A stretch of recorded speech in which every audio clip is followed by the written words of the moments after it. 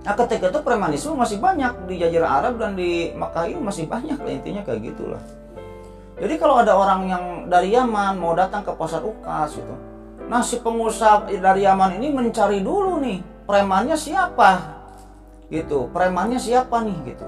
Jadi kan kalau misalnya nggak pakai pengawal gitu, nggak pakai pengawal, kalau misalnya dia datang melewati suku Madinah si pengusaha ini ya, nanti oleh suku Aus dan Khazraj dipalakin, jatah-jatah wilayah dulu sini, bayar gitu. Nyampe ke suku Quraisy, jatah dulu sini, bayar. Nyampe ke suku Kinana dijatah lagi. Nyampe ke suku Gatapan dijatah lagi, japrem lah, jatah preman. Ujung-ujungnya nyampe ke pasar Ukas barang dia udah habis gitu, intinya kayak gitu lah.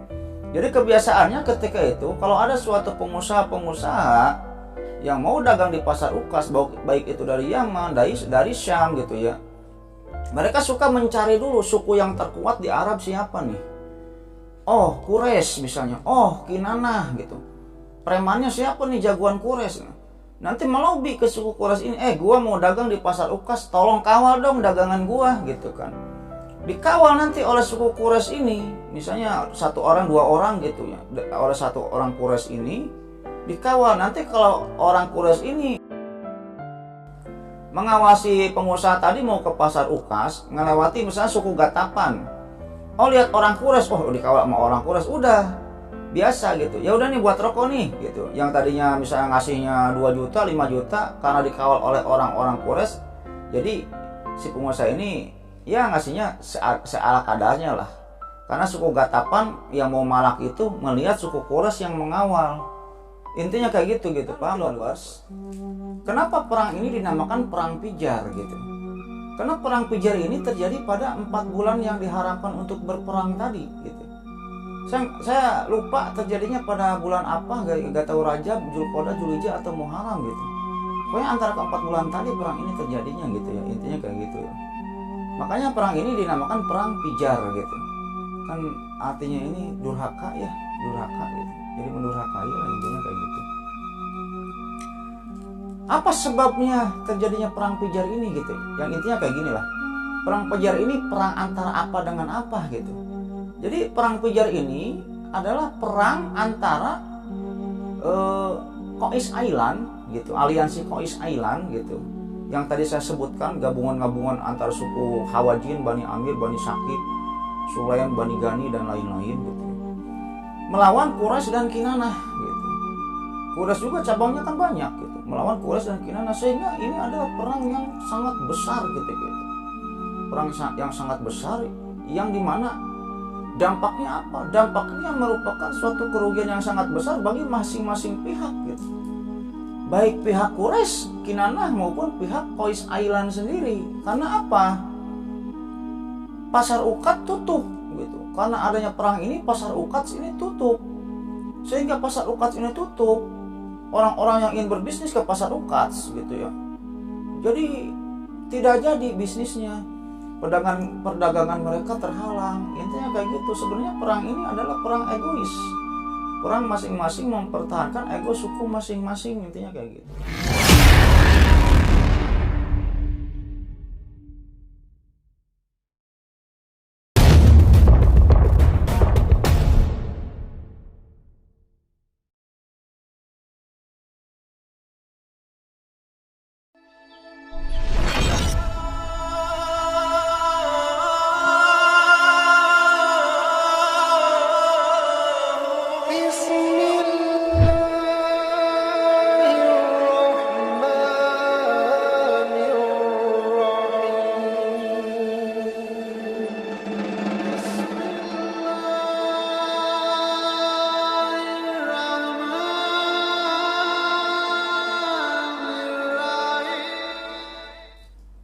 Assalamualaikum warahmatullahi wabarakatuh. Bismillahirrahmanirrahim. Alhamdulillahirrahmanirrahim. Wabillahi nasta'in ala umuri dunya waddin. Wassalatu wassalamu ala asrofil anbiya'i wal mursalin wa ala alihi washabihi ajmain. Amma ba'du. Allahumma sholli ala sayyidina Muhammad wa ala ali sayyidina Muhammad. Rabbi sholli sholli wa sri amri wa uqdatam min lisani yafqahu qawli. Oke, Likolopers, kembali lagi bersama saya Lucky Revolver. Jadi pada video kali ini kembali saya akan melanjutkan tentang sejarah Islam ya, sejarah Islam. Jadi yang dimana dalam video ini saya akan membahas tentang perang Pijar ya, perang Pijar dan Hilf atau Konfederasi Al-Fudul. Gitu. Apa itu perang Pijar atau Hilf atau Konfederasi Al-Fudul itu? Ya mungkin sebelum lanjut ke ceritanya, alangkah baiknya bagi lovers semua yang belum subscribe di channel YouTube ini, atau yang bagi orang yang sedang menonton video ini yang belum subscribe di channel YouTube ini, subscribe dulu lah ya. Subscribe dulu supaya apa? Supaya saya tambah bersemangat untuk membuat konten-konten selanjutnya. Dan yang sudah subscribe, saya ucapkan banyak terima kasih. Mudah-mudahan Lucky Lovers semua atau orang yang sudah subscribe di channel YouTube ini dibalas kebaikannya oleh Allah Subhanahu Wa Taala berpuluh-puluh kali lipat, beratus-ratus kali lipat, beribu-ribu kali lipat, dan berjuta-juta kali lipat. Oke, kita lanjut ke ceritanya. Ya, kembali dalam video ini saya akan melanjutkan tentang sejarah Islam. Jadi yang belum nonton sejarah Islam part kemarin ya, sekarang part berapa saya lupa ya, kebanyakan. Tonton aja lah ya supaya ceritanya nyambung dan Lucky Lovers semua sedikit paham. Yang dimana pada tema kali ini saya akan bahas tentang ada sebuah perang yang dinamakan perang Pijar dulunya itu Lucky Lovers ya, perang Pijar dan Hilf atau Konfederasi Al-Fudul. Apa itu nanti akan kita bahas. Sebelum lanjut ke sana gitu ya, untuk lebih paham lagi, saya akan kembali membahas dan mengingatkan tentang nasab Nabi Muhammad. Kita sampai ke Adnan aja lah ya, karena ini berhubungan dengan perang Pijar tadi, dan akan saya jelaskan lah sedikit-sedikit tentang adanya suku-suku di Arab ini gitu. Kita sudah mengetahui bahwa Nabi Muhammad ini mempunyai ayah namanya Abdullah ya. Abdullah ini bin Abdul Muthalib atau Syaibah ya, bin Hashim, Abdul Manaf bin Abdul Manaf bin Qusay bin Kilab bin Murrah bin Ka'ab. Nah, kalau Lucky Lovers ngeh gitu ya, kalau Lucky Lovers ngeh di part 1 atau part berapa saya sering menyebutkan nasab Nabi Muhammad, Ka'abnya ini kelewat gitu ya. Sama saya Ka'abnya kelewat gitu. Dari Murrah ini saya langsung ke Luwai gitu. Pas saya teliti-teliti lagi, baca-baca kitab lagi, oh ternyata ada Ka'ab gitu, ada Ka'ab gitu. Yang dimana ketika itu saya ngambil dari Sirah Ibnu Ishaq gitu. Di Sirah Ibnu Ishaq ini tidak ada Ka'ab gitu, tapi kalau di Al-Mubarakfuri ada Ka'ab. Saya cari lagi referensi-referensi yang lain, ya ada Ka'ab. Itu kesalahan saya gitu ya, itu kelewat lah, karena Bani Adi ini asalnya dari Ka'ab gitu, yang ada di mana anaknya Luwai. Intinya kayak gitulah. Mohon maaf, nanti saya akan tulis di deskripsi lah ya, di deskripsi tentang nasab Nabi ini. Oke, kita lanjut lah ya. Muhammad ini punya ayah Muhammad bin Abdullah bin Abdul Muthalib bin Hashim bin Abdul Manaf bin Qusay bin Kilab bin Murrah bin Ka'ab ya, bin Murrah bin Ka'ab bin Luwai bin Ghalib bin Fir bin Malik bin Anadar bin Kinanah bin Kujaimah bin Mudrikah bin Ilyas bin Mudor kalau nggak salah ya, bin Mudor bin Nijar Ma'ad bin Adnan. Atau kita stop sampai Adnan. Dan nanti kita kelanjutannya ini sampai Ismail, sampai Ibrahim, sampai Adam gitu ya, sampai Adam. Nah, seperti yang part-part kemarin saya sudah bahas, asal suku di Arab ini atau di Mekah ini adalah suku Jurhum gitu ya. Karena apa? Diambil dari silsilahnya istri Nabi Ismail gitu. Ismail ini menikah dengan Ro'lah bin Mudad bin Al-Jurhumi gitu. Nah, jadi keturunan Nabi Ismail ini disebutnya suku Jurhum gitu. Yang dimana ketika Nabi Ismail ini tinggal di Mekah, cuman ada dua suku, yaitu suku Qaturo dan suku Jurhum gitu. Yang dimana ketika itu suku Jurhum ini dipimpin oleh Mudad, dan suku Qaturo ini dipimpin oleh As-Samaida kalau nggak salah, dari Yaman itu. Suku Qaturo tinggal di Mekah bawah, suku Jurhum tinggal di Mekah atas. Akhirnya berperang lah. Setelah berperang dimenangkan oleh suku Jurhum, dan seketika itu juga suku Jurhum ini menguasai Baitullah gitu ya. Jemaah haji, penyambutan jemaah haji, Ka'bah, komando perang, dan lain-lain. Nanti tonton saja part-part sebelumnya. Nah, seperti yang telah saya jelaskan di part-part sebelumnya gitu ya. Jadi di Arab ini boleh gitu ya. Kalau misalnya contoh kayak gini gitu. Misalnya kan saya udah jelaskan ya di part-part sebelumnya ini. Misalnya saya ini menikah dengan Agnes Monica. Saya mempunyai 3 orang anak. Si Udin, si Jamal, dan si Asep. Nah, contohnya dari ketiga anak saya ini gitu ya, dari pernikahan saya dengan Agnes Monica ini, saya bisa membuat suku Luki gitu, suku Luki gitu. Bisa contoh saya tinggalnya di Bandung. Nah, jadi kota Bandung ini asalnya dari suku Luki, dari keturunan saya dan Agnes Monica, intinya kayak gitu. Nah, setelah itu dari ketiga anak saya tadi, si Udin, si Asep, si Jamal tadi, misalnya anak saya yang di ketiga orang anak saya ini yang paling baik, yang paling pinter, yang paling banyak anaknya, yang paling banyak pergaulannya gitu ya. Yang paling dihormati oleh orang-orang yang ada di Bandung itu misalnya si Asep. Nah, si Asep ini bisa membuat suku di Bandung ini namanya suku Asep gitu. Tapi tetap nginduknya ke suku Luki, intinya kayak gitu. Paham ya Lucky? Nah, oleh karena itu Lucky, pada akhirnya ya, maka ini kan tadinya dihuninya oleh Hajar dan Ismail. Sehingga Hajar dan Ismail ini menikah dengan Rohlah, terkumpullah banyak anak gitu.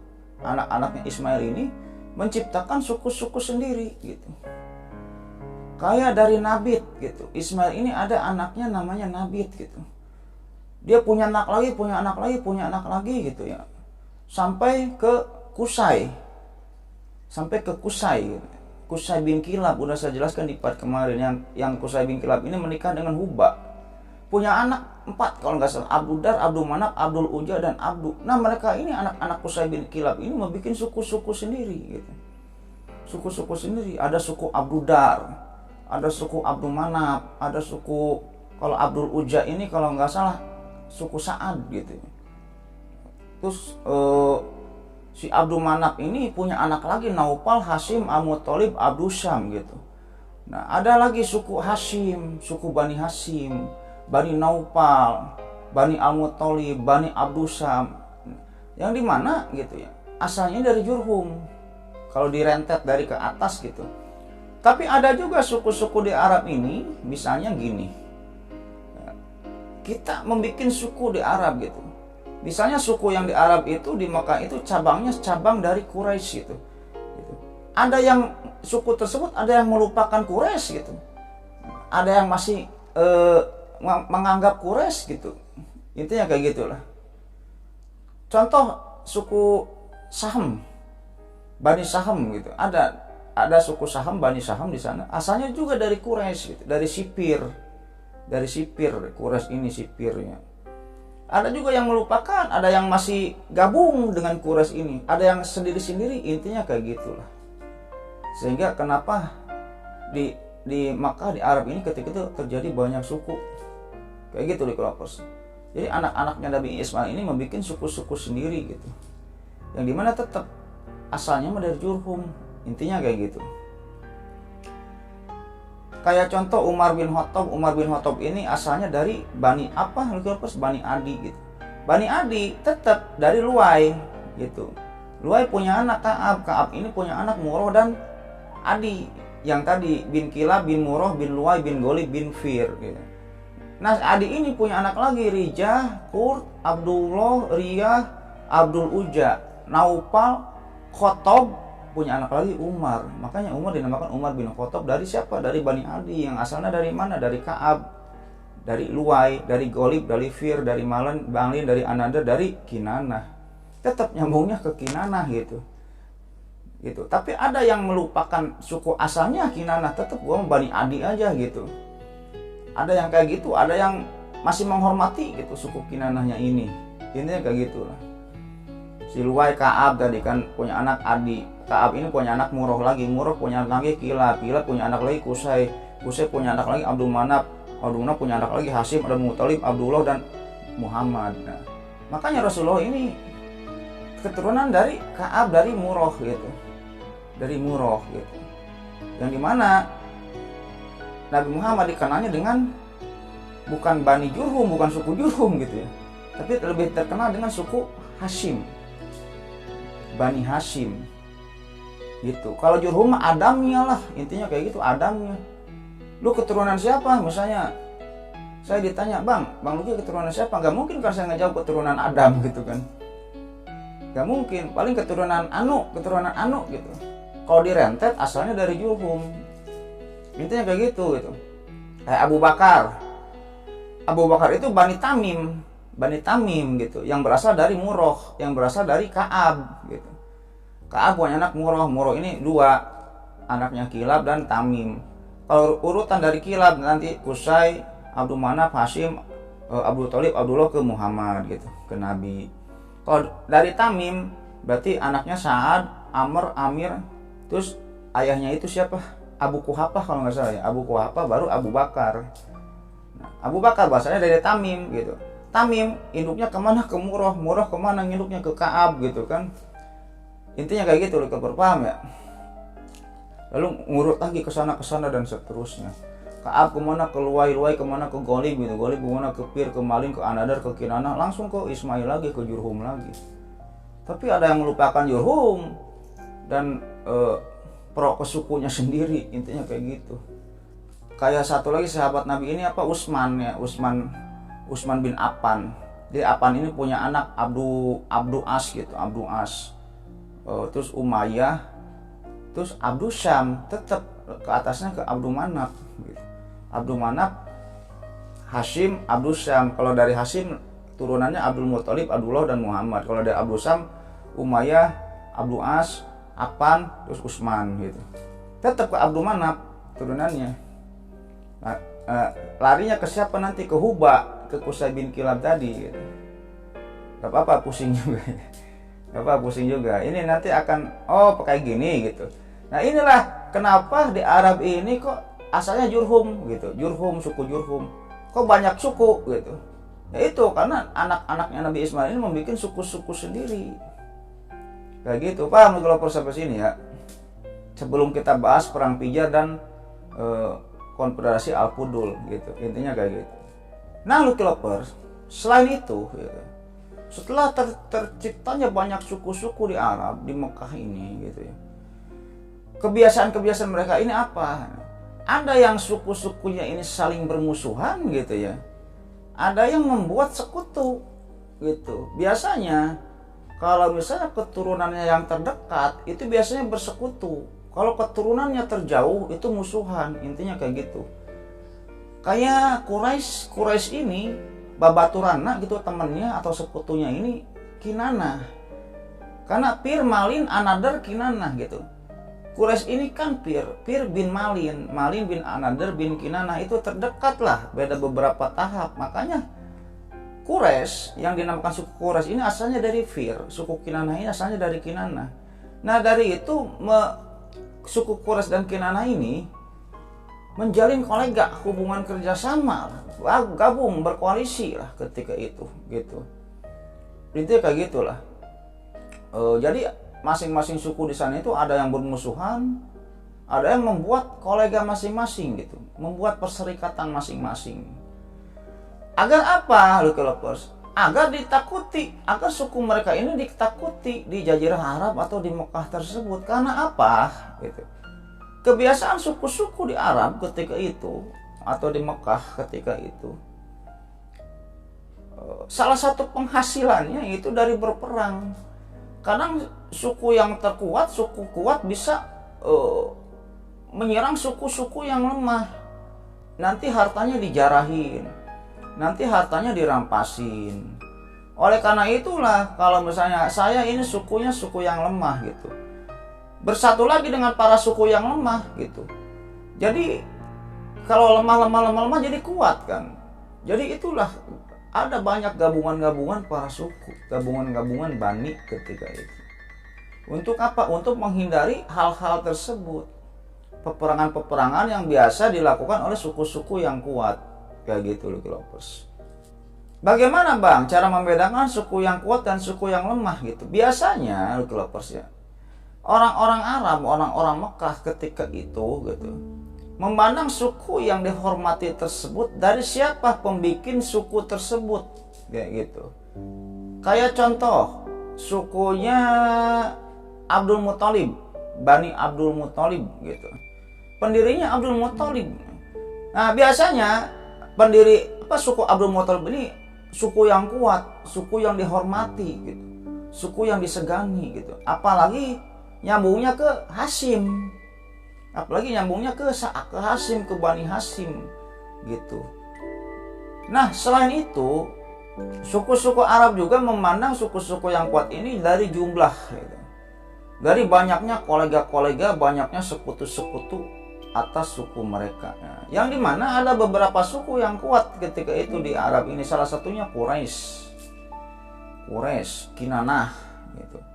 Bani Adi, suku Gatapan, Hawazin, apalagi itu, suku siapa yang Taib itu, Bani Syakib, gitu, dan lain-lain. Kalau di Madinah ada yang kuat, Aus dan Khazraj, gitu.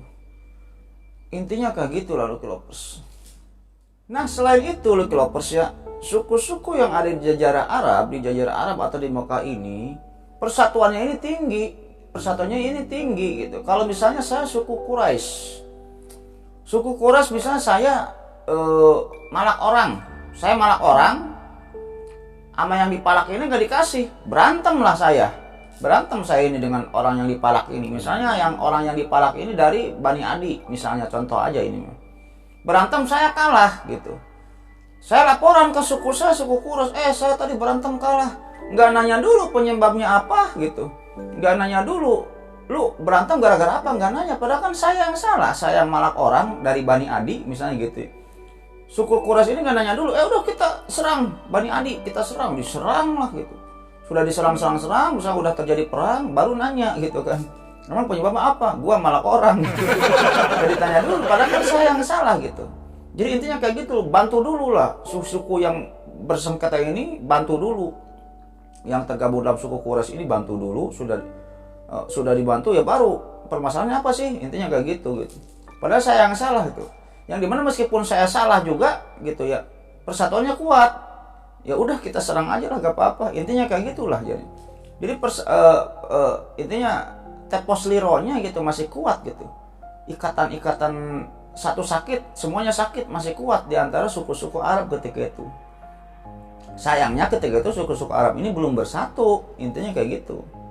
Belum bersatu. Makanya kan setelah Rasul ini diutus jadi Nabi dan Rasul, setelah Muhammad diutus jadi Nabi dan Rasul, yang dimana ketika itu di Fatu Mekah, di pembebasan kota Mekah, semua suku-suku Arab disatukan.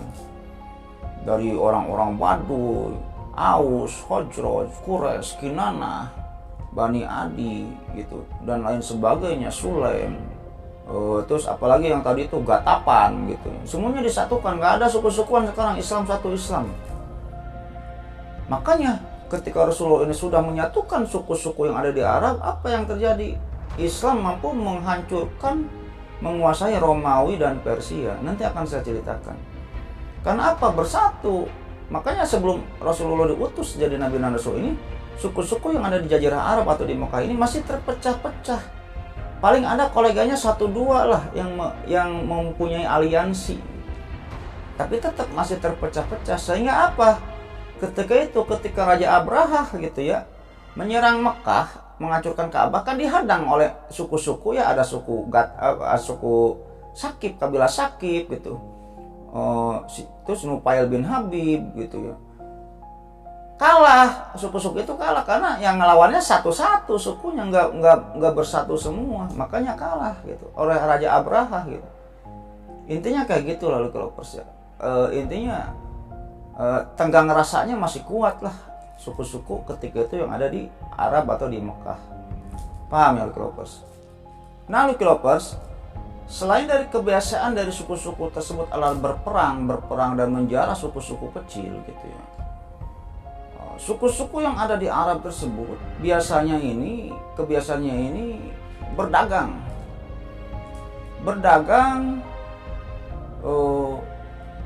atas barang-barang suku-sukunya yang terkenal, intinya kayak gitulah.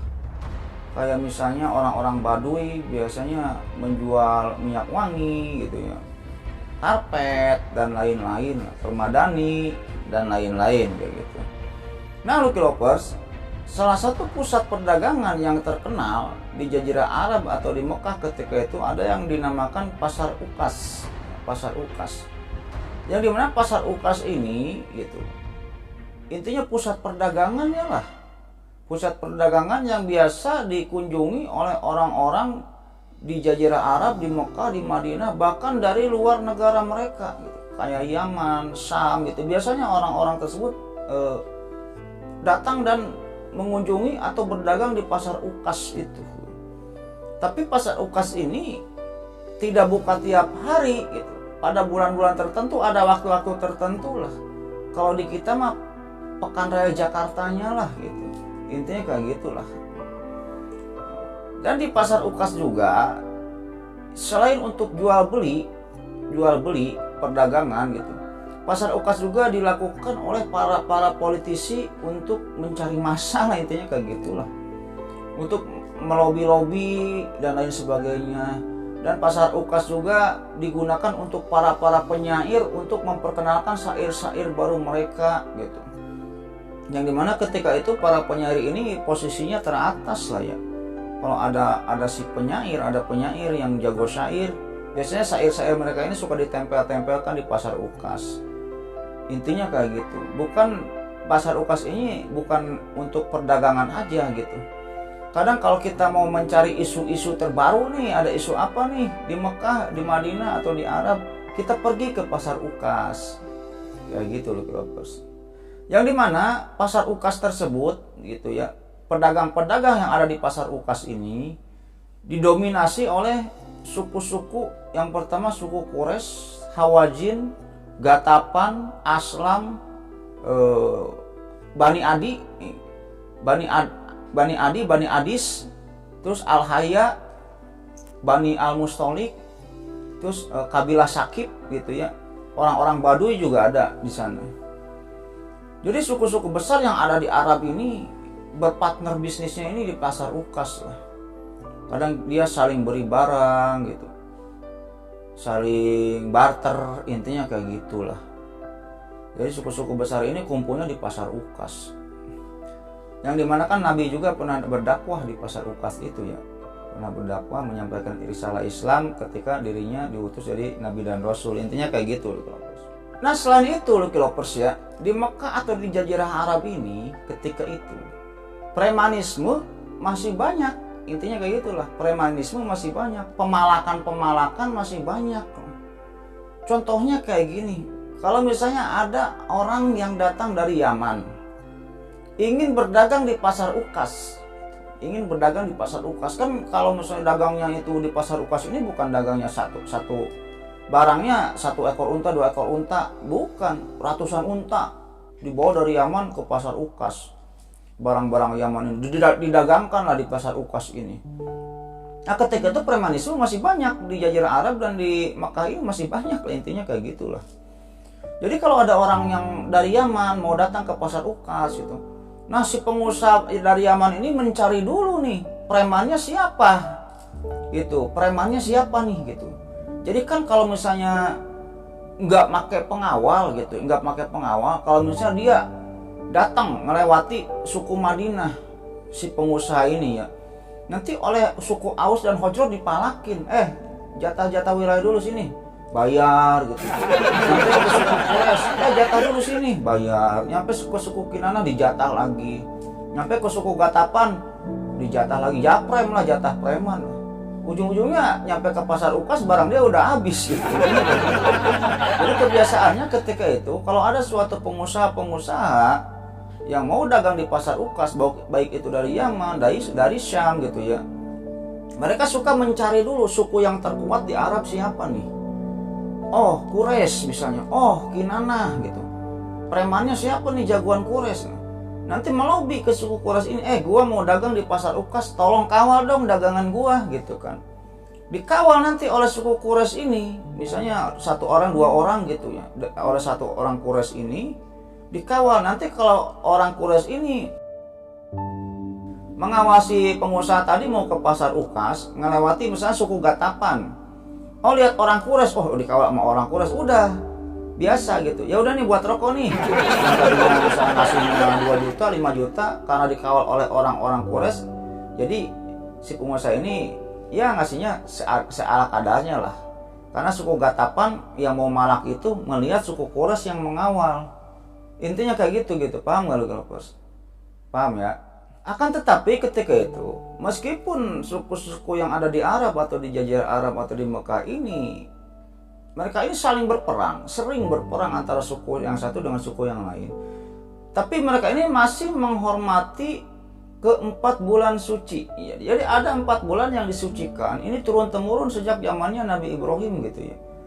Yang dimana di bulan-bulan tersebut ada peraturan tidak boleh berperang gitu. Bulannya itu adalah bulan Rajab, Zulqa'dah, Zulhijjah dan Muharram kalau nggak salah. Rajab, Zulqa'dah, Zulhijjah dan Muharram. Itu bulan yang diharamkan untuk berperang. Dan mereka sepakat menurutinya karena itu peraturan dari zamannya Ibrahim ketika itu. Maka dari itu gunanya suku Nas'ah yang saya pernah ceritakan di part sebelumnya, ada di Mekah di Jazirah Arab ini suku Nas'ah gitu, atau Bani apa sih istilahnya? Bani apa lupa saya. Pokoknya suku Nas'ah ini ada suku yang bisa mengubah-ubah bulan gitu. Mengubah-ubah bulan. Kalau misalnya besok gua suku Quraisy sama suku Bani Adi misalnya mau berperang, tapi besok Muharram, kalau enggak besok Zulqa'dah, Zulhijjah gitu kan. Mereka ini pergi ke suku Nas'ah, suku Nas'ah besok ubah dong bulannya, jangan bulan Muharram gitu, gua mau berperang nih. Nanti diubah bulan besok ini sama suku Nas'ah ini diubah gitu, diubah jadi bulan apa gitu, jadi boleh berperang. Nanti kita ngasih duit ke suku Nas'ah. Adalah suku yang bisa mengubah waktu di Mekah itu. Intinya kayak gitu. Nanti tonton aja di partnya Abrahah ya, di cerita Abrahah itu yang mau menyerang Ka'bah. Oke Lucky Lovers, kita lanjut Lucky Loversnya. Oh iya, saya lupa. Tadi letaknya pasar Ukas ini ada di antara Mekah dan Taif ya, letaknya ini. Kalau sekarang itu ada di daerah Al-Adiyah ya, Al-Adiyah. Nah Lucky Lovers, ketika itu kan saya tadi bilang suku-suku yang kecil suka diserang oleh suku-suku yang besar. Maka untuk menghindari hal tersebut biasanya masing-masing suku yang ada di Arab atau di Jazirah Arab ini membuat aliansi gitu. Membuat aliansi, membuat konfederasi, membuat sekutu masing-masing. Kayak Quraisy gabungnya sama Kinanah. Intinya kayak gitu. Ada gabungan suku di Arab ini yang cukup besar gitu. Namanya Qais Island. Namanya Qais Island.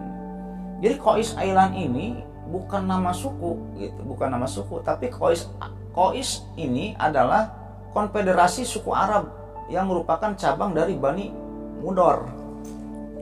Yang tadi Ilyas bin Mudor bin Nijar gitu. Turunan Mudor ini, Qais Island ini kebanyakan turunannya Mudor.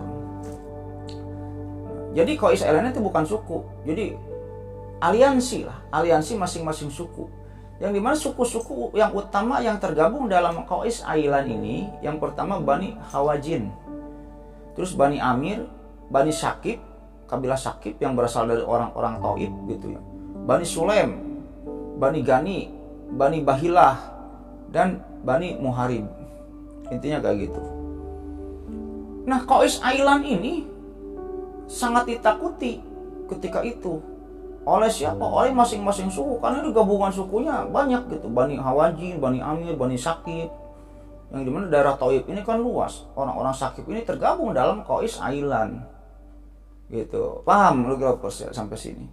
Nah sekarang kita baru menceritakan tentang perang Pijar ya, karena saya sudah menceritakan tadi masalah tadi, kita sekarang akan menceritakan tentang perang Pijar. Nah Lucky Lovers, kenapa perang ini dinamakan perang Pijar gitu? Karena perang Pijar ini terjadi pada 4 bulan yang diharamkan untuk berperang tadi gitu. Saya lupa terjadinya pada bulan apa, gak tahu, Rajab, Zulqa'dah, Zulhijjah atau Muharram gitu. Pokoknya antara ke-4 bulan tadi perang ini terjadinya gitu ya. Intinya kayak gitu ya. Makanya perang ini dinamakan perang Pijar gitu. Kan artinya ini durhaka ya, durhaka gitu. Jadi mendurhakai lah, intinya kayak gitu.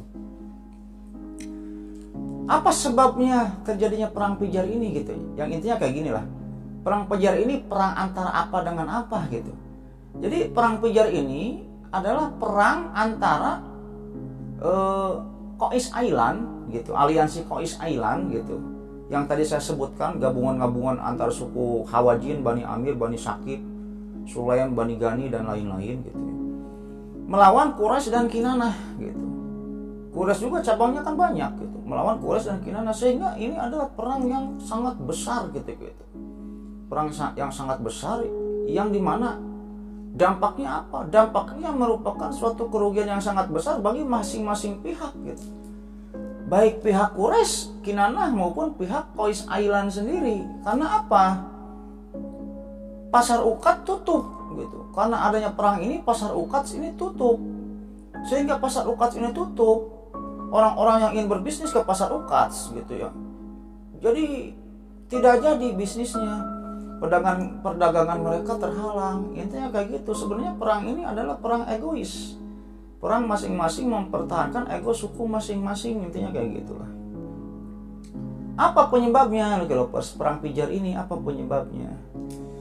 Ketika itu ada seorang pengusaha intinya yang minta pengawalan lah. Yang tadi kan saya udah bahas ya. Kalau ada seorang pengusaha yang ingin pergi ke pasar Uqad untuk berdagang gitu. Dari mulai dia datang sampai dia balik lagi gitu. Pasti si pengusaha tersebut mencari suku mana yang terkuat di Jazirah Arab. Untuk apa? Untuk mengawal dia gitu. Karena kalau tidak dikawal nanti akan dipalakin oleh masing-masing suku yang ada di Jazirah Arab gitu. Lewat ke Aus dan Khazraj dipalakin, ngelewat ke Quraisy dipalakin, ngelewat ke Kinanah dipalakin, ngelewat ke suku Gatapan dipalakin. Kalau tidak ada yang ngawal. Ketika itu pengusaha itu bernama Nu'man bin Munjir, Nu'man bin Al-Munjir gitu. Intinya si Nu'man bin Al-Munjir ini mau dagang lah di pasar Uqad ini, mau dagang. Dicari-cari suku mana yang terkuat nih. Nah, dia ngedenger ada aliansi namanya Qais Ailan gitu. Akhirnya ditelepon lah. Qais Ailan ini telepon, gua mau dagang dong di pasar Uqad.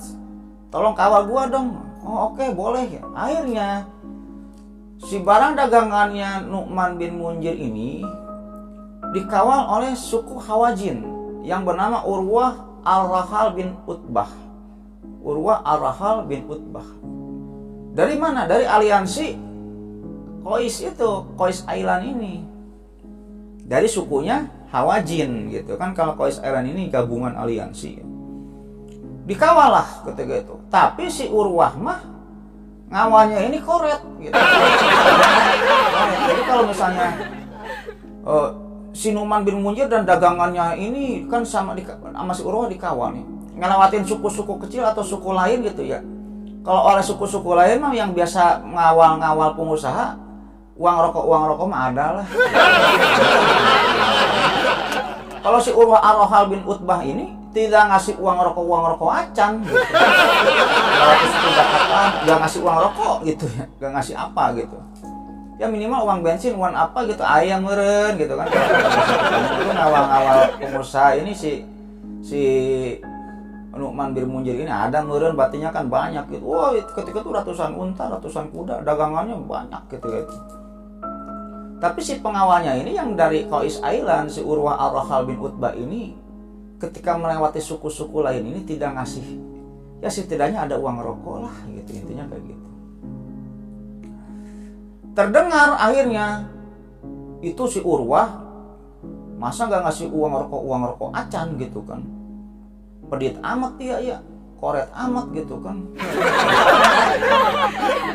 Akhirnya terdengar oleh suku Kinanah gitu. Ada ketika itu namanya Al-Barad bin Qoir.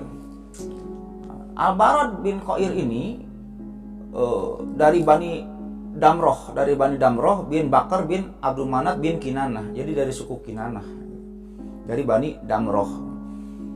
Kedengaran nih, masa sih nggak ngasih uang rokok acan, kata si Al-Barad bin Qoir ini.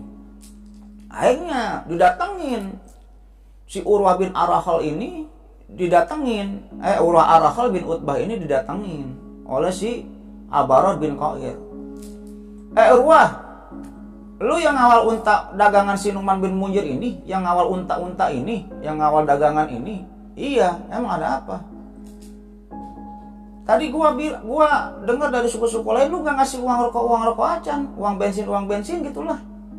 Mau apa kamu? Saya akan melindungi unta ini gitu, dagangan ini sampai datang sampai pergi lagi. Akan saya lindungi. Gak ada nih uang rokok, gak ada nih uang bensin. Uang rokok apa lu? Lawan dulu gua kalau mau uang rokok. Enak aja lu, gua yang awal lu mau minta rokok gitu kan. Si Urwah itu ya, kata si Urwah itu. Terus kata si Al-Barod bin Qair ini, oh ya udah kalau gitu, liatin aja. Kata si Al-Barod ini, ya udah, liatin aja. Akhirnya diem aja si Al-Barod itu. Si Urwah tetap ngawal. Singkat cerita sudah dagang lah si Nu'man bin Munzir ini sudah dagang dan dikawal oleh si Urwah di pasar Uqad. Setelah itu pulang lah dia tuh. Pulang ke inilah lah, mau pulang ke rumahnya, tapi tetap masih dikawal ya oleh si Urwah ini.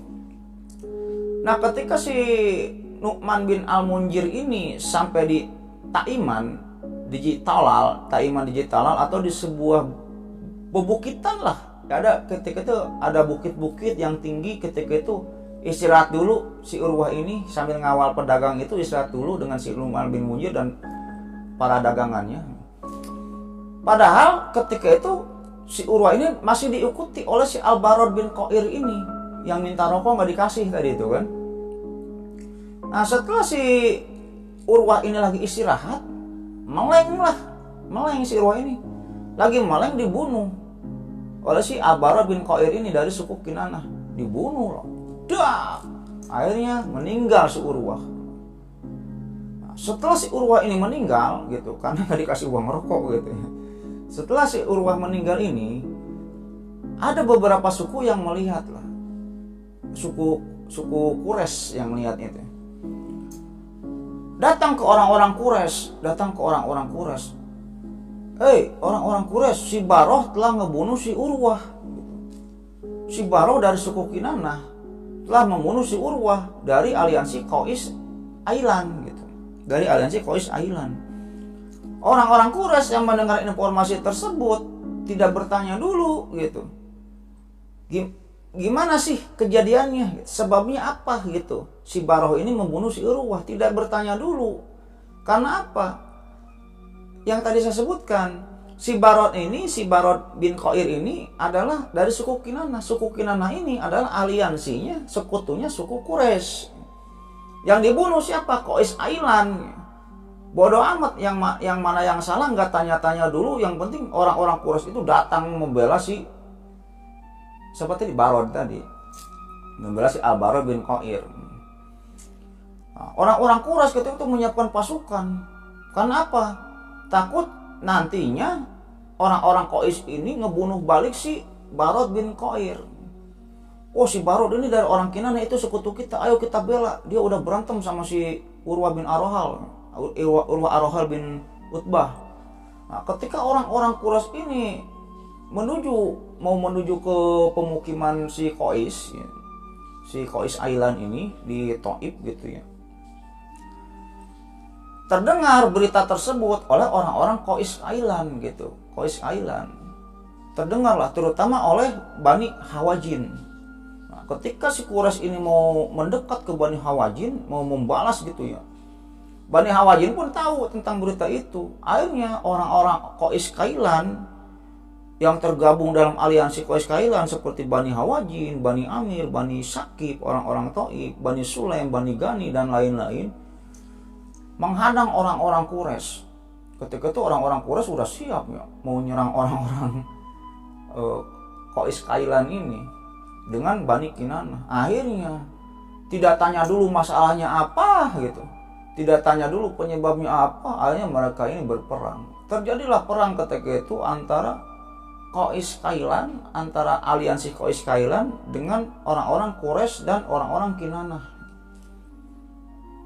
Terjadi perang jegar gitu, yang dimana ketika itu panglima orang-orang Quraisy ini, panglima grupnya Quraisy dan Kinanah ini dipimpin oleh Harb bin Umayyah bin Abdus Syam. Harb bin Umayyah bin Abdus Syam.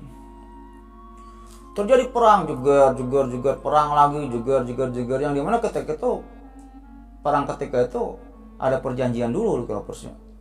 Lu perang ya, nanti sore udahan ya gitu. Sore udahan, ntar besok kita perang lagi, besoknya perang lagi kayak gitu. Kalau nggak salah terjadi 5 babak perang itu, 5 ronde gitu. Siapa yang menang ketika itu? Perang antara Qais Ailan ini dan orang-orang Quraisy dan Kinana ini, siapa yang menang? Di pagi hari, kalau di pagi hari Qais Ailan yang menang. Kalau di siang hari, orang-orang Quraisy dan orang-orang Kinana yang menang ketika itu. Sebenarnya gitu ya, kedua belah kubu ini pengen berdamai gitu. Antara pimpinan Kinana, Quraisy dan Qais Ailan ini pengen berdamai, tapi tidak ada penyambung mulut gitu. Ego mereka masih tinggi, ego masing-masing suku masih tinggi gitu. Ingin berdamainya kenapa? Karena banyak kerugian, pasar ukat tutup, bisnis mereka ini terhalang gitu. Pasar ukat yang tadinya merupakan bisnis mereka itu kan teman tadinya Qais Ailan sama orang-orang Quraisy ini teman berbisnis di pasar ukat. Karena adanya perang kayak gitu, makanya pasar ukat tutup, bisnis mereka ini jadi hancur, mengalami kerugian yang sangat besar, sehingga penyokong dana dari luar Jazirah Arab yang ingin berdagang ke pasar ukat ini, karena adanya perang tersebut gitu ya, sehingga tidak jadi, banyaklah kerugian yang besar ketika itu. Sebenarnya masing-masing pihak ingin berdamai, tapi tidak ada penyambung lidah ketika itu. Ya gitu loh Kilopers. Yang dimana di riwayat sirah Nabawiyah ini kan, Nabi Muhammad juga ketika terjadinya perang Fijar ini, beliau ini berusia 15 tahun gitu. Ada juga riwayat mengatakan Rasulullah ketika itu masih berusia 20 tahun gitu. Dan Rasul pun ketika itu ikut berperang gitu. Di riwayat ikut berperang mengumpulkan anak panah gitu. Jadi kan ketika itu Jubair juga masih ada ya. Jubair juga masih ada ketika itu. Ya, di riwayat Rasul ini ikut berperang ya, dengan cara menyiapkan anak panah dan mengasihkan kepada paman-pamannya. Ini paman anak panah, nanti anak panahnya itu iniin sama paman-pamannya gitu. Ada juga riwayat Rasul pun mau iniin anak panah ke pihaknya Qais Ailan gitu. Nah, itulah pengalaman perang pertama Rasulullah gitu ya, yaitu perang Fijar. Ada juga di riwayat Rasul ini tidak ikut berperang gitu. Karena Rasul tidak ikut berperang gitu, karena dianggap riwayat yang menyatakan Rasul ikut berperang ini riwayatnya lemah. Karena Rasul tidak mungkin berperang di bulan-bulan haram gitu. Tapi saya lebih condong kepada Rasul ikut berperang gitu, lebih condong ke sana. Wallahu alam sih ya. Jadi riwayat kayak gitu, Rasul ini menyiapkan anak-anak panah untuk paman-pamannya gitu. Lalu sama paman-pamannya itu dipanah-panahin ke anggota Qais Ailan. Ada juga riwayat Rasul ini ikut memanah gitu. Wallahu alam. Nah, perang itu terjadi 5 ronde, sehingga mengakibatkan kerugian yang sangat besar. Yang dimana lo Kilopernya, padahal masing-masing kubu ini ingin berdamai, tapi tidak ada penyambung lidah. Yang dimana pada akhirnya muncullah seseorang yang bernama Utbah bin Rabi'ah bin Abdus Syam.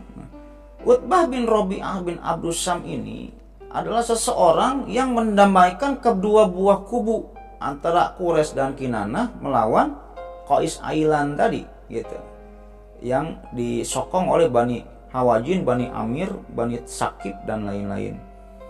Datanglah Utbah bin Rabi'ah ini kepada masing-masing pihak.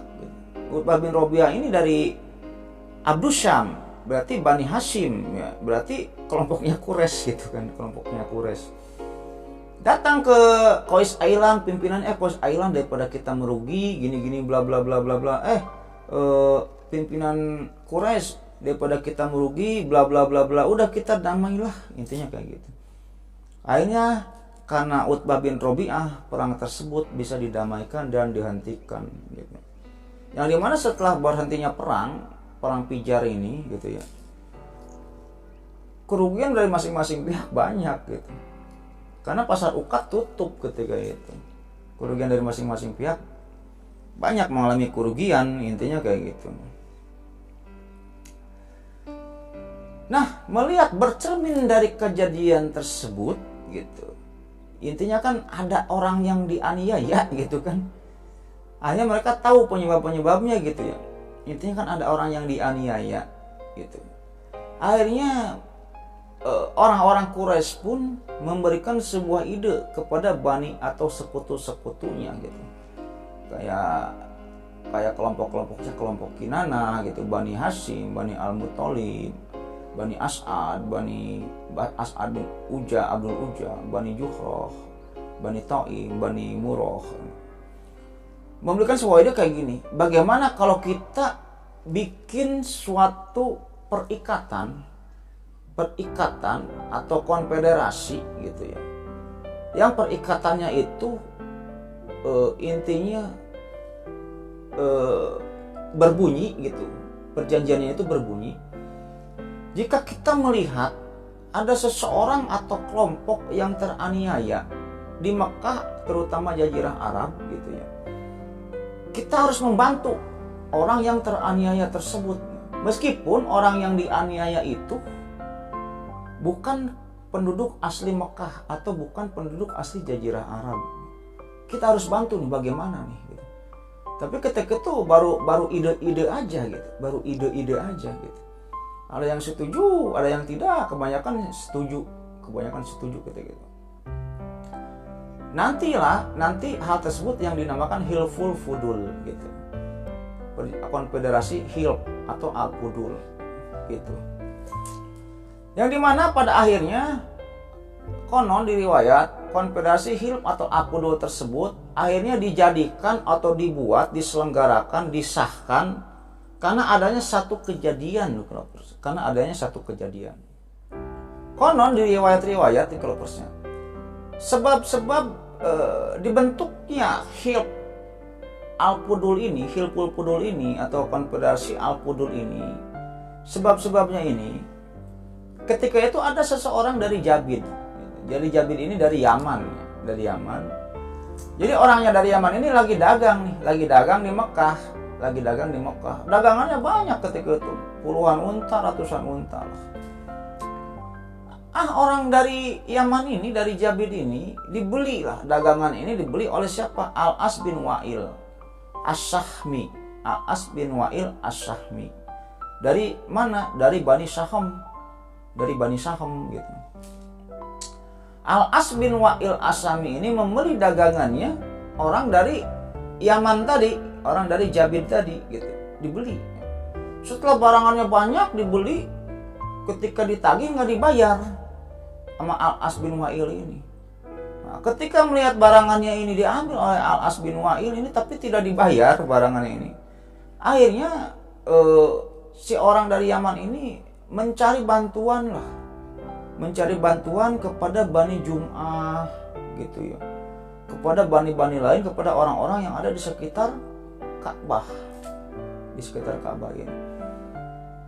Ada apa? Itu barangan saya diambil tapi tidak dibeli, tapi belum dibayar, nggak dibayar gitu. Oleh siapa? Al-As bin Wa'il. Ketika mendengar Al-As bin Wa'il, orang-orang pada takut. Karena apa? Karena dari Bani Saham gitu. Bani Saham itu adalah Bani yang cukup kuat juga ketika itu, Bani yang cukup terkenal lah. Jadi Bani Saham ini berkerabat dengan Bani Jum'ah yang juga keturunan Amr bin Husais. Jadi Bani Saham ini bin Amr bin Husais bin Ka'ab. Langsung ke sana lagi nasabnya. Nah, ketika itu orang-orang yang diminta bantuan oleh si pedagang tadi, ya, pedagang dari Yaman tadi, gak ada yang mau ngebantu. Karena apa? Karena takut dengan siapa? Dengan si Al-As bin Wa'il tadi gitu. Akhirnya Lokilopers, pedagang tersebut lari ke Bukit Ikubais. Ke Gunung Kubais. Setelah sampai ke Gunung Kubais, ke Gunung Abu Kubais ini gitu ya, orang-orang tersebut meluapkan kesedihannya. Orang-orang Mekah, masa kalian ini lihat saya ini teraniaya. Dagangan saya diambil tapi tidak dibayar oleh si Al-As bin Wa'il tadi. Saya dengar di Mekah ini ada suku yang kuat, suku Fir, yaitu Quraisy tadi. Mana? Katanya orang-orang Quraisy ini kesatria, jago perang. Mana? Kok saya nggak dibantu? Kayak gitu kata si pedagang tadi. Kok saya nggak dibantu? Mana orang-orang Quraisy yang jago-jago, katanya keturunan yang terhormat, bla bla bla bla. Orang-orang Fir ini mana? Si Fir ini Quraisy ya. Nah, kata-kata si pedagang tadi terdengar oleh Jubair bin Abdul Muttalib. anaknya Abdul Muthalib.